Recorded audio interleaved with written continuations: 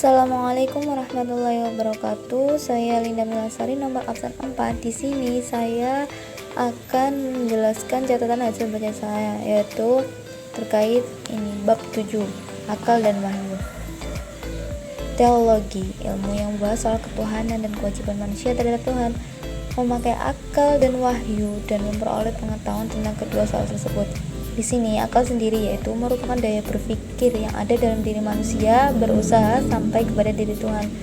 Sedangkan wahyu, pengkabaran dari alam metafisika turun kepada manusia dengan keterangan tentang Tuhan dan kewajiban-kewajiban manusia. Menurut beberapa pendapat, yang pertama yaitu menurut kaum Mu'tazilah. Mereka berpendapat bahwa segala pengetahuan dapat diperoleh dengan perantara akal dan kewajiban diketahui dengan pemikiran mendalam. Sedangkan menurut Al-Asy'ariyah, mereka menolak pendapat dari kaum Mu'tazilah karena segala kewajiban manusia hanya dapat diketahui melalui wahyu. Akal dapat mengetahui Tuhan, tapi wahyulah yang mewajibkan orang untuk mengetahui Tuhan dan berterima kasih kepadanya. Untuk menurut Al-Baghdadi, akal mengetahui Tuhan, tetapi tidak dapat mengetahui kewajiban berterima kasih kepada Tuhan, karena segala kewajiban dapat diketahui melalui wahyu. Sedangkan menurut Al-Maturidiyah, mereka bertentangan dengan pemikiran Al-Asy'ariyah, tetapi sepaham dengan Mu'tazilah. Juga berpendapat akal dapat mengetahui kewajiban manusia berterima kasih kepada Tuhan. Dan menurut golongan Bukhara, akal tidak mampu menentukan kewajiban. Akal hanya mampu mengetahui sebabnya kewajiban tersebut. Lanjut untuk yang ke bab 8. Fungsi wahyu. Untuk mengetahui Tuhan dan sifat-sifatnya, yang pertama yaitu pendapat Mu'tazilah. Wahyu tidak mempunyai fungsi apa-apa. Untuk mengetahui cara memuja dan menyembah Tuhan, wahyu diperlukan. Wahyu yaitu menerangkan manusia bagaimana sih cara yang tepat menyembah Tuhan, dan yang kedua yaitu akal. Di sini dapat mengetahui kewajiban berterima kasih kepada Tuhan. Mengenai soal baik dan buruk, menurut Mu'tazilah, dalam keterangan Asy-Syahrastani, akal dapat mengetahui segala apa yang baik dan buruk. Sedangkan menurut Hili, golongan Imamiyah dan Mu'tazilah, akal dapat mengetahui sebagian dari yang baik dan buruk. Untuk selanjutnya yaitu menurut Mu'tazilah, wahyu bagi kaum Mu'tazilah merupakan penjelasan tentang perincian hukuman dan upah yang diterima manusia di akhirat. Wahyu merupakan fungsi konfirmasi dan informasi, memperkuat diketahui akal, menerangkan yang belum diketahui akal. Sedangkan fungsi wahyu menurut Al-Syahrastani mengingatkan manusia akan kelalaian dan berpendek jalan mengetahui Tuhan. Menurut kaum Asy'ariyah, akal merupakan mengetahui adanya Tuhan saja. Sedangkan wahyu kedudukan penting untuk mengetahui baik, buruk, dan kewajiban-kewajiban sebagai manusia. Sedangkan untuk aliran Maturidiyah sendiri, yaitu cabang Samarkand, bahwa wahyu lebih kurang daripada wahyu dalam cabang Bukhara. Dalam golongan 1 yaitu untuk mengetahui kewajiban tentang baik dan buruk. Sedangkan untuk golongan yang kedua yaitu cabang Bukhara, yaitu wahyu perlu untuk mengetahui kewajiban-kewajiban manusia. Untuk selanjutnya yaitu bab ke-9, free will and predestination. Kaum Mu'tazilah menganut paham Qadariyah atau free will mempunyai daya yang bebas. Lagi besar kebebasan dan berkuasanya manusia atas perbuatan-perbuatannya. Di sini saya membuat tabel yaitu antara aliran Mu'tazilah, Maturidiyah, Samarkand, Asy'ariyah, Jabariyah. Nah, di sini yang pertama yaitu kehendak manusia, daya manusia, perbuatan manusia menurut aliran Mu'tazilah. Sedangkan menurut aliran Maturidiyah, Samarkand, kehendak itu dari manusia itu sendiri, daya pun dari manusia, perbuatan juga dari manusia. Untuk Maturidiyah Bukhara, kehendak merupakan kehendak Tuhan, daya dari Tuhan, efektif manusia. Tuhan sebenarnya dan manusia sebagai kiasan dalam perbuatan tersebut. Dan untuk yang keempat yaitu kehendak dari Tuhan, daya dari Tuhan, manusia tidak efektif. Sedangkan perbuatan dari Tuhan yang sebenarnya dan perbuatan dari manusia itu hanyalah kiasan. Itu menurut aliran Asy'ariyah. Untuk yang terakhir yaitu kehendak dari Tuhan, daya dari Tuhan, dan perbuatan dari Tuhan itu sendiri merupakan pendapat dari aliran Jabariyah. Untuk bab yang ke-10 yaitu kekuasaan dan kehendak mutlak Tuhan. Kaum Asy'ariyah, kekuasaan dan kehendak Tuhan itu bersifat mutlak. Tuhan dapat meletakkan beban yang tak terpikul pada manusia. Tuhan mewahyukan bahwa berdusta baik, maka berdusta mestilah baik. Tuhan tidak terikat kepada apapun, tidak pada janji-janji, norma-norma, keadilan dan sebagainya. Sedangkan kaum Mu'tazilah, kekuasaan dan kehendak Tuhan pada hakikatnya tidak bersifat mutlak semutlak-mutlaknya. Mereka berpendapat bahwa kekuasaan Tuhan dibatasi oleh kebebasan manusia dalam menentukan kemauan dan perbuatannya, dibatasi oleh natur atau hukum alam. Kekuasaan dan kehendak mutlak Tuhan dibatasi oleh kewajiban-kewajiban Tuhan terhadap manusia. Sedangkan menurut kaum Maturidiyah, golongan Bukhara, Tuhan mempunyai kekuasaan mutlak. Menurut Al-Bazdawi, Tuhan berbuat apa saja yang dikehendakinya, tidak ada yang menentang atau memaksa Tuhan, dan tidak ada pula larangan-larangan Tuhan.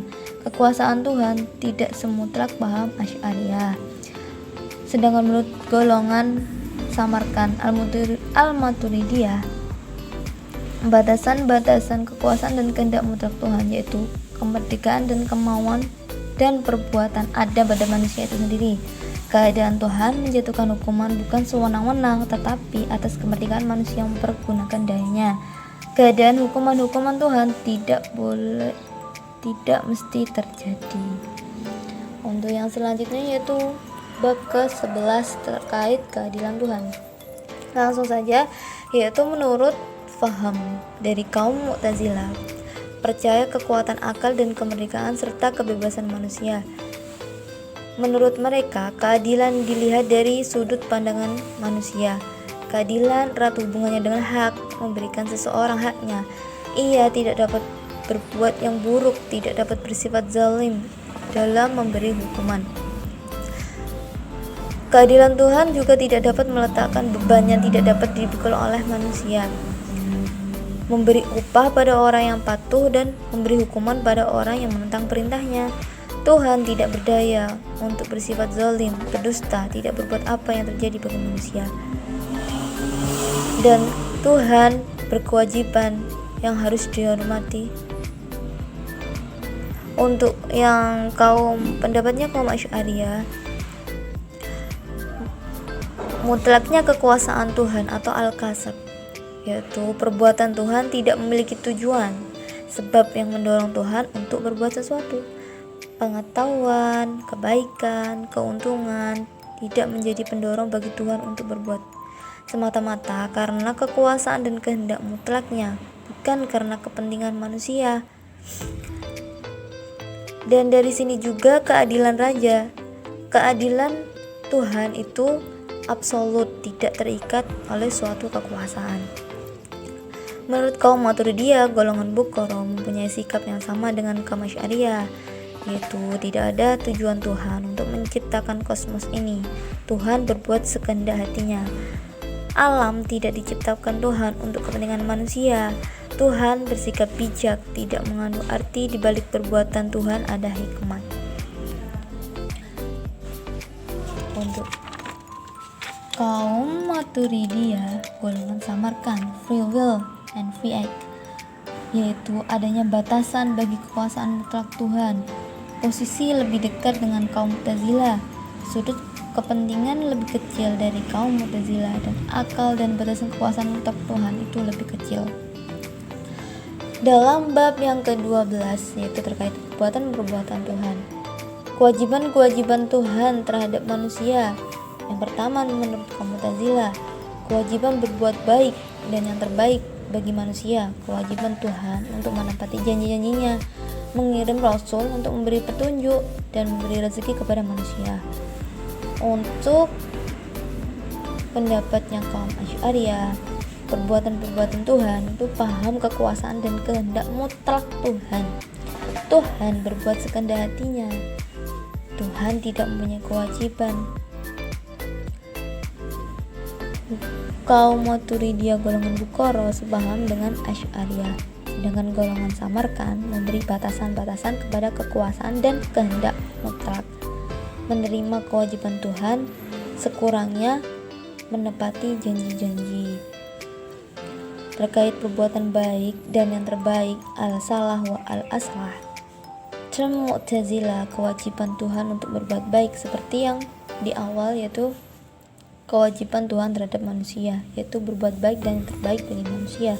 Untuk term Asy'ariyah, kehendak mutlak Tuhan. Kaum Maturidiyah tidak sepaham dengan Mu'tazilah. Beban di luar kemampuan manusia. Di sini berdasarkan ini, kaum Mu'tazilah bertentangan dengan keadilan Tuhan, karena jika terkait perbuatan-perbuatan Tuhan, jika manusia itu bertentangan dengan keadilan Tuhan, maka kaum Asy'ariyah pendapat bahwa Tuhan tidak mempunyai kewajiban apapun. Golongan Bukhara lebih sependapat dengan Asy'ariyah, sedangkan golongan Samarkand lebih dekat dengan Mu'tazilah. Dari sini pengiriman Rasul menurut Mu'tazilah pula akal dapat mengetahui tentang alam gaib, yaitu pengiriman Rasul itu merupakan suatu hal yang tidak penting. Untuk pendapat Asy'ariyah, wahyu untuk mengetahui Tuhan dan alam gaib. Untuk bab yang ke-13 yaitu terkait sifat-sifat Tuhan. Nah, dari sini sifat Tuhan pada umumnya. Menurut kaum Mu'tazilah, Tuhan tidak mempunyai sifat, Tuhan tidak mempunyai pengetahuan, kekuasaan, hajat dan sebagainya. Tuhan tetap mengetahui, berkuasa dan sebagainya, tetapi mengetahui, berkuasa dan sebagainya bukanlah sifat dalam arti kata sebenarnya. Menurut kaum Asy'ariyah, Tuhan mempunyai sifat karena perbuatan-perbuatannya. Tuhan mengetahui, menghendaki, berkuasa, mempunyai pengetahuan, kemauan, dan daya. Kaum Maturidiyah Bukhara mempertahankan kekuasaan mutlak Tuhan. Tuhan mempunyai sifat-sifat Tuhan kekal melalui kekekalan sifat-sifat itu sendiri. Sedangkan golongan Samarkand tidak sepaham dengan Mu'tazilah karena Maturidi mengatakan sifat bukanlah Tuhan, tetapi pula tidak lain dari Tuhan. Antropomorfisme, Tuhan bersifat immateri, tidaklah dikatakan Tuhan mempunyai sifat jasmani. Kaum Mu'tazilah berpegang pada kuasaan akal. Tuhan tidak dapat mempunyai badan materi, tidak mempunyai sifat jasmani. Al-Asy'ariyah berpendapat bahwa tahta kerajaan kekuasaan, al-ain mata ataupun pengetahuan, al-wajh muka atau esensi, dan al-yad tangan merupakan kekuasaan. Kaum Al-Asy'ariyah tidak menerima antroposmorfisme. Tuhan sebagaimana dalam Al-Quran mempunyai mata, muka, tangan, tetapi tidak sama dengan yang ada pada manusia.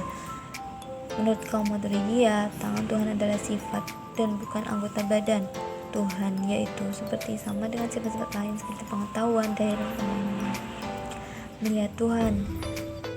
Menurut Al-Mu'tazilah, Tuhan tidak mengambil tempat, dengan demikian tidak dapat dilihat, karena yang dapat dilihat hanyalah yang mengambil tempat. Sedangkan menurut Asy'ariyah, Tuhan akan dilihat manusia dengan mata kepala kelak di akhirat. Untuk kaum Maturidiyah, Tuhan dapat dilihat karena Dia memiliki wujud. Dan Al-Asy'ariyah berpendapat bahwa kata nadirah berarti melihat dengan mata, sedangkan Mu'tazilah nadarah bermakna memandang atau menanti-nanti. Sabda Tuhan menurut Mu'tazilah, sabda bukanlah sifat tetapi perbuatan Tuhan. Untuk Asy'ariyah, sabda adalah sifat, dan sebagai sifat Tuhan mestilah kekal. Terakhir yaitu Maturidiyah. Kedua golongan sepakat dengan kaum Asy'ariyah, sabda Tuhan atau Al-Quran adalah kekal. Untuk bab yang terakhir terkait konsep iman, di sini berdasarkan kaum Mu'tazilah, iman bukanlah tasdik. Tasdik sendiri itu apa? Dari mas tasdik. Makna dari tasdik itu menerima apa yang dikatakan atau disampaikan orang sebagai kebenaran. Bukan pula makrifat, tetapi amal yang timbul sebagai akibat dari mengetahui Tuhan. Sedangkan menurut kaum Asy'ariyah, akal manusia tidak bisa sampai kepada kewajiban mengetahui Tuhan. Iman tidak bisa merupakan makrifat atau amal. Kaum Maturidiyah Bukhara, akal, konsep iman yaitu akal, tidak dapat sampai pada kewajiban mengetahui adanya Tuhan. Iman tidak bisa mengambil makrifat atau amal, tetapi haruslah merupakan tasdik, yaitu menerima apa yang dikatakan atau disampaikan orang sebagai kebenaran.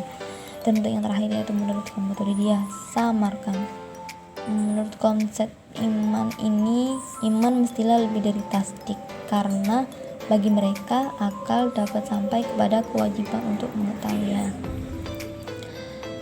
Sekian penjelasan dari saya. Apabila ada kesalahan, mohon untuk dimaafkan. Wassalamualaikum warahmatullahi wabarakatuh.